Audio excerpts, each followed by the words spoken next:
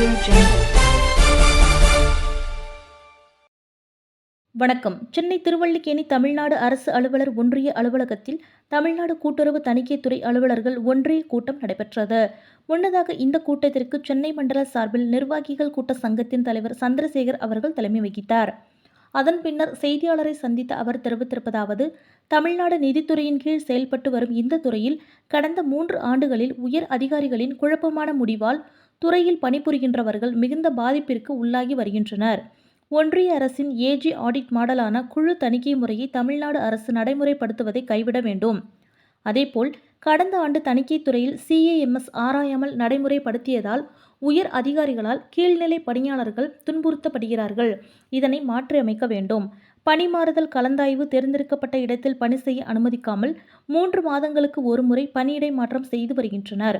அதேபோல் அரசு விடுமுறை நாட்களிலும் பணி செய்ய கூறுவதை தவிர்க்க வேண்டும். தமிழ்நாடு அரசு பணியாளர்கள் தேர்வாணையம் மூலம் 2004ஆம் ஆண்டு 1000 இளநிலை கூட்டுறவு தணிக்கையாளர்கள் தேர்ந்தெடுக்கப்பட்ட பின்பும் அதிகாரிகளின் தவறான முடிவால் சங்கங்களின் தணிக்கை பணி தேக்கம் ஏற்பட்டுள்ளது. தனியார் சார்ட்டர்ட் அக்கவுண்ட் மூலம் தணிக்கை மேற்கொள்ள திட்டமிட்டு உள்ளதை மறு ஆய்வு செய்திட வேண்டும்.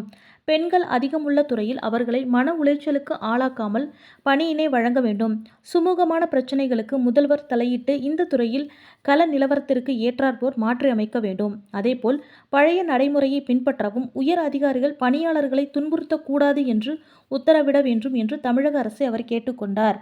இந்த கூட்டத்தில் சென்னை மாவட்ட ஒருங்கிணைந்த வேலூர் மாவட்டம், காஞ்சிபுரம், செங்கல்பட்டு, திருவள்ளூர் உள்ளிட்ட மாவட்ட பொறுப்பாளர்கள் கலந்து கொண்டனர்.